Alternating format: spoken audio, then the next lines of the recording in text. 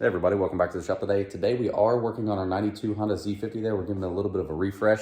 While a lot of the other video is kind of sped up, we are going to be adjusting the valves on this, and I thought I'd go into a little bit of detail on how you do it. So let's check it out.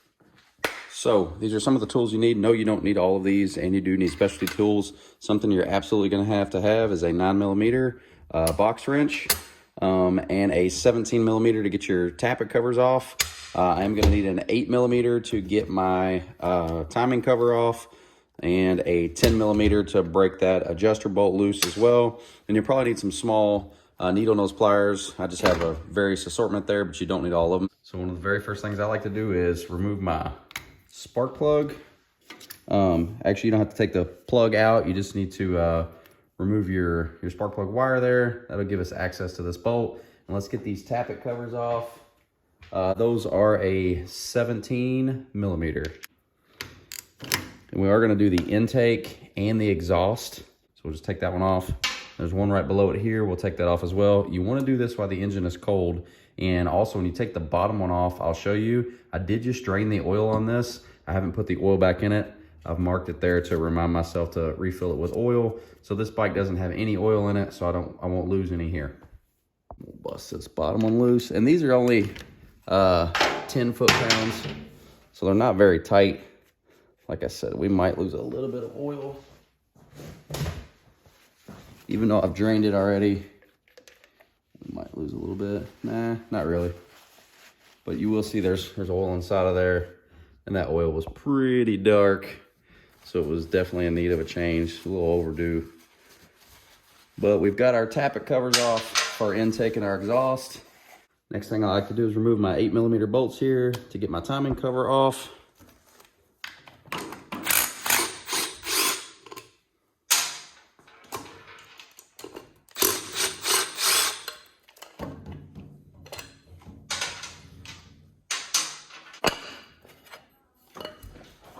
Give us access to our flywheel.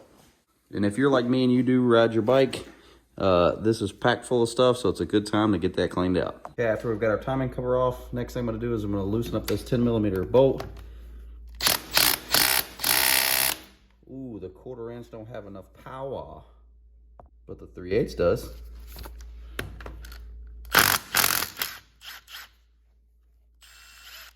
It's a pretty long bolt here.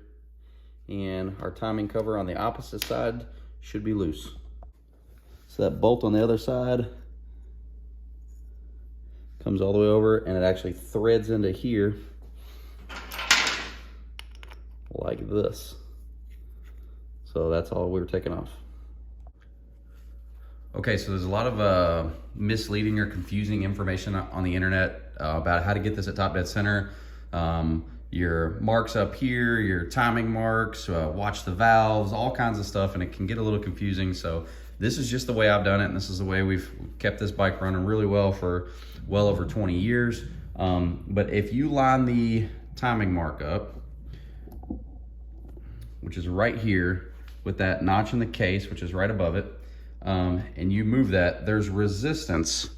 There's resistance this way, and there's resistance this way. And you'll also see over here that the valves are moving when I turn it. Now that means we're not at top dead center. We're gonna wanna get this where there's very little resistance whatsoever and that these valves don't move. So what we're gonna do is we're gonna turn it counterclockwise, one rotation, till I get it right back to the T mark, right lined up with my notch. And I'll zoom in on that in a second. But you'll notice there's hardly any resistance whatsoever. And you'll also notice that the valves, they're not moving. So that means they're closed and we're at top dead center. And there's kind of a close-up shot of your mark right there and your mark that's actually in the case. So you want those lined up. You can put a piece of tape on it. A lot of people paint it, but it's pretty easy to eyeball it and get it right about there. So now we're ready to adjust the valves. So this is our intake valve here. And we are at top dead center. So we want to take our 9mm boxed in wrench. Just like to open that up, and they should not be super tight. So once those are loose, you can then turn this little adjuster right here. You can turn that, and spin it and tighten or loosen your valve clearance. So I'm gonna back that nut off. And with that nut backed off, you'll see we can spin this. Now that's tightening and loosening it. So I'm just gonna loosen it up, and I'm gonna put my feeler gauges in there. Now there's a lot of information on the internet. What I've always done is a .002 on the intake and a .003 on the exhaust. I believe the manual says an 002 on both.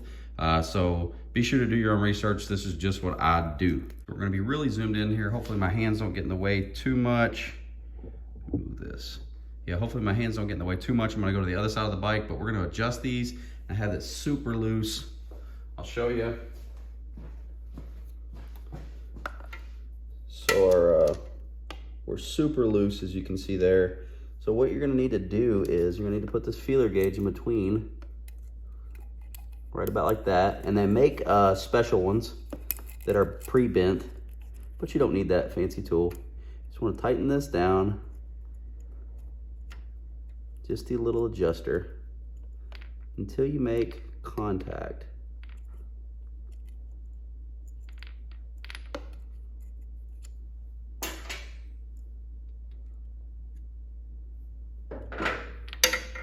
Of course, it's really hard to get your hands in here.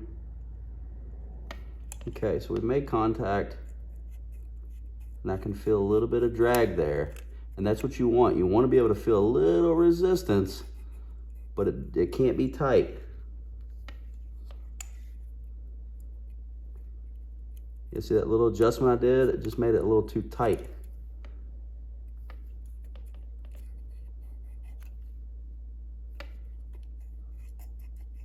Just a little bit of drag.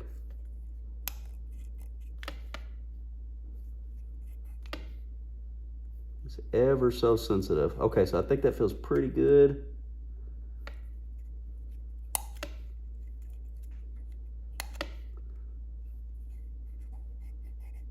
Pretty good right there. So now let's tighten it down. First, maybe we can hold it. Let's get it snug like this first, probably easier. Let's double check it, make sure it didn't move. Yeah, just a tiny bit of resistance, so we're good there. To put my box end wrench on here.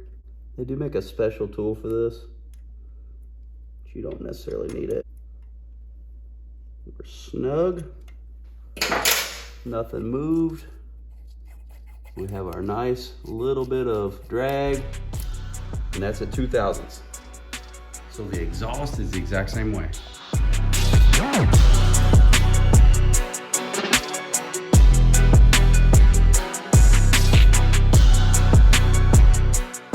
All right, so we got the intake and the exhaust both done, and you'll see there's a tiny bit of play in there. So they don't have to be super tight. So there's a tiny bit of wiggle room in there, and that's okay. The next thing I'm gonna do is put my tappet covers back on. And the manual says to only torque these to 10 foot-pounds, so they're not very tight at all. Now let's get our cover back on.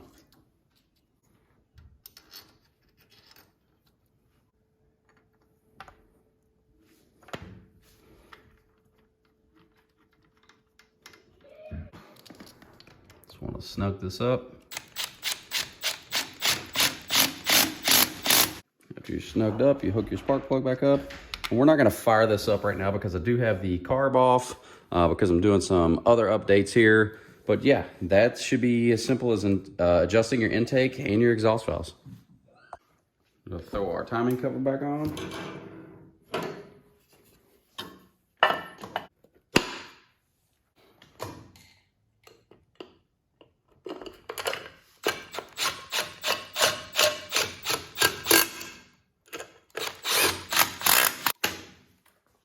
All right, everybody, that is your intake and your exhaust valve adjustment on a Honda Z50. This will work for XR70s, CRF70s, all the little horizontal motors. So yeah, pretty simple to do. Once again, I'm not an expert. This is just how I do it. So perform all this stuff at your own risk. But I have been riding this bike for well over 20 years and it's given me zero issues. So If you guys have any questions, please let me know. As always, I appreciate everybody for watching. Until next time, thank you. Take care.